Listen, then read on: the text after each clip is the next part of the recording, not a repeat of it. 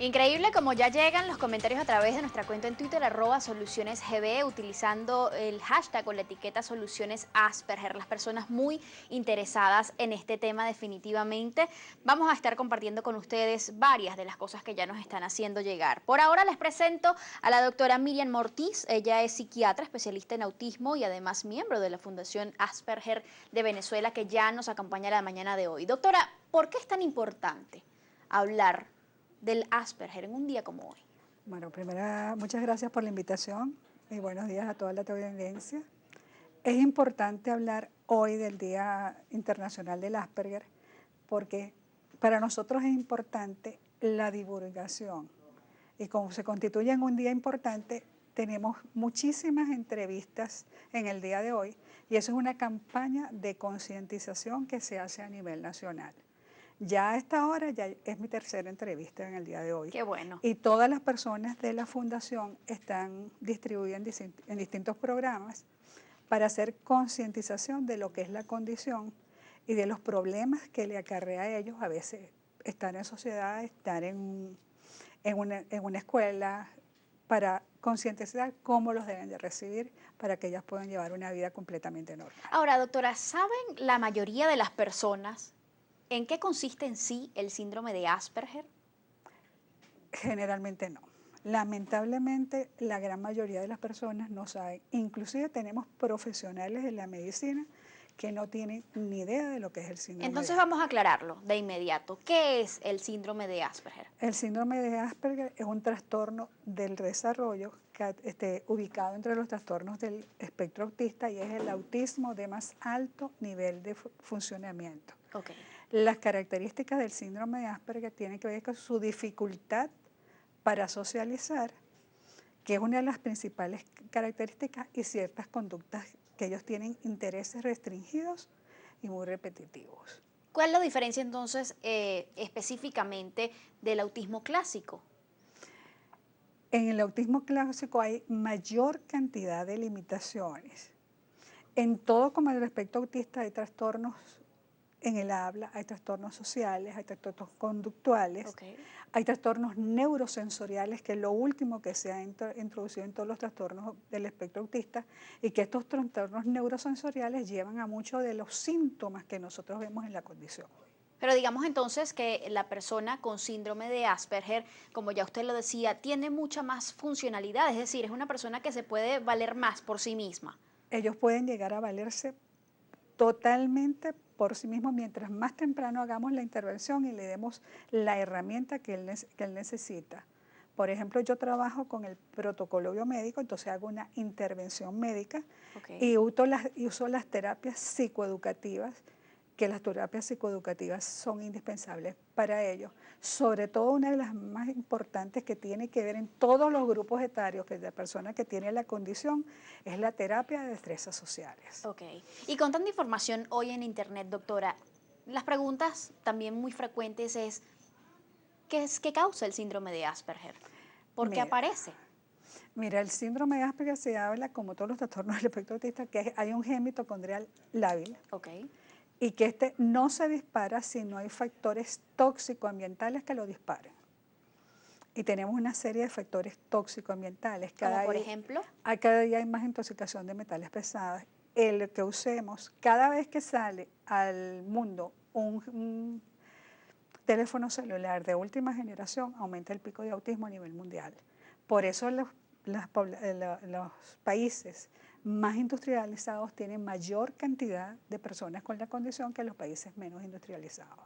Es decir, que los factores ambientales inciden mucho en el desarrollo. Y tenemos que ver también la alta incidencia, que ahora se ha regulado un poco el uso de antibióticos, el alto uso de antibióticos que afecta el tracto gastrointestinal, Okay. es uno de los disparadores de que se produzca la condición. Qué interesante. Doctora, ¿esta condición se produce en el periodo de gestación, es decir, durante el desarrollo del individuo? Pudiese ser. Por ejemplo, si una mamá que está embarazada tiene algún proceso infeccioso y yo le doy antibióticos, yo le estoy volando la flora del tracto gastrointestinal a ese feto. Y puede ser que si yo no me preocupo en restablecer esa flora, ese feto a la larga puede desarrollar la condición.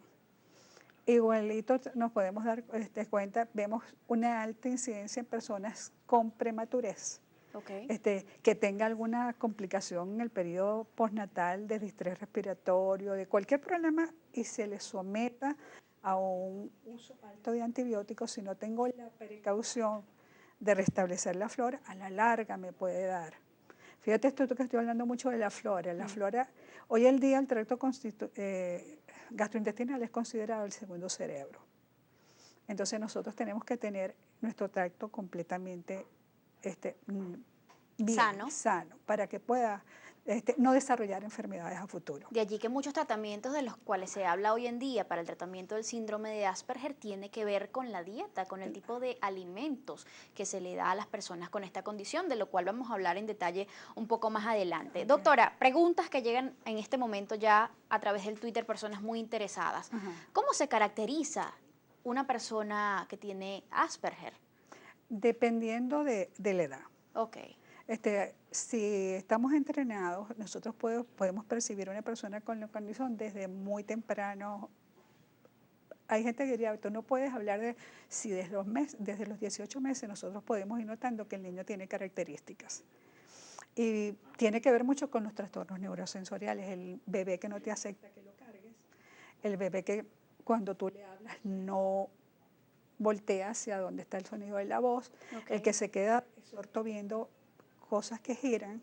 Okay. Eso nos va dando de idea de que el niño presenta algo, que cuando tú lo cargas empieza a llorar, y generalmente a los bebés les encanta que los carguen. Sí.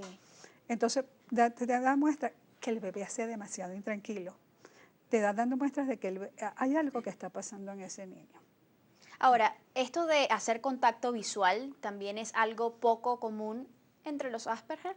Los Asperger también tienen problemas para hacer contacto visual, pero todo esto se va superando desde muy temprano.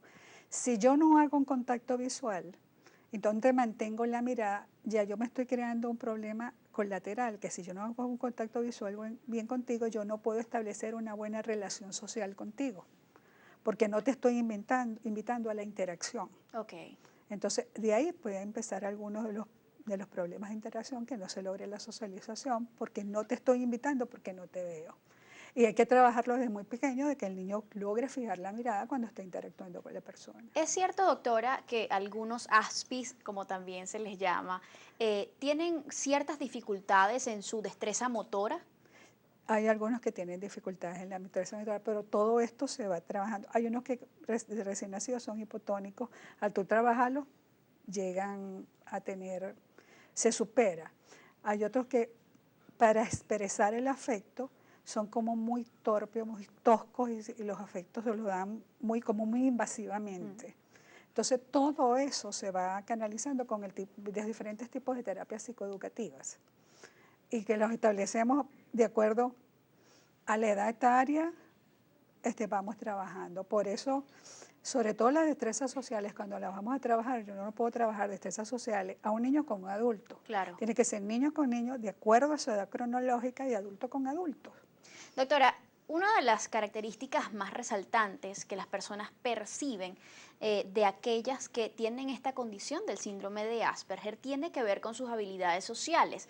Y cuando usted le pregunta quizás en la calle a cualquier persona, ¿qué para ti es alguien con un síndrome de Asperger? De una vez te dicen, es una persona que tiene una sinceridad a veces excesiva, a quien pareciera que no le importaran los sentimientos de los demás y quien pareciera que no tiene sentimientos. ¿Hasta qué punto eso es cierto? En casi toda la literatura se habla de que ellos como que no tuvieran sentimientos, de que no hacen empatía. Y nosotros a través de lo largo y los testimonios de los muchachos de la fundación vemos que sí logran hacer empatía. Es decir, que es un mito esto. Es un mito. Ellos a su estilo hacen la empatía, logran tener afectos. Sí, ellos son muy indiscretos. Esa parte hay que trabajarla, porque ellos son tan diáfanos que ellos dicen lo que sienten. Tienen un pensamiento lógico. Lógico, pero dicen, no es como nosotros que vamos a decir algo que le puede caer a una persona desagradable y tratamos de adornarlo, disfrazarlo un poco para que la otra persona no lo tome a mal. Ellos lo dicen como lo sienten.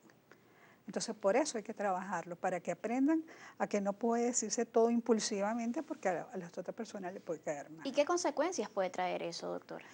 Mira, el haber sido tan indiscreto en nuestra experiencia en la fundación es muy fuerte, Para porque ellos y para la familia, me imagino. para ellos, para la familia, en las diferentes etapas de la vida, nosotros tuvimos un caso reciente de una profesional que fue indiscreta con su jefe y le tocó vivir 4 años de, digamos, como de acoso laboral con esta situación. Y tuvimos que hacer una intervención muy grande desde el punto de vista de la fundación. De esto hay muchísima tela que cortar, doctora. Bastante tela que Poco cortar. tiempo.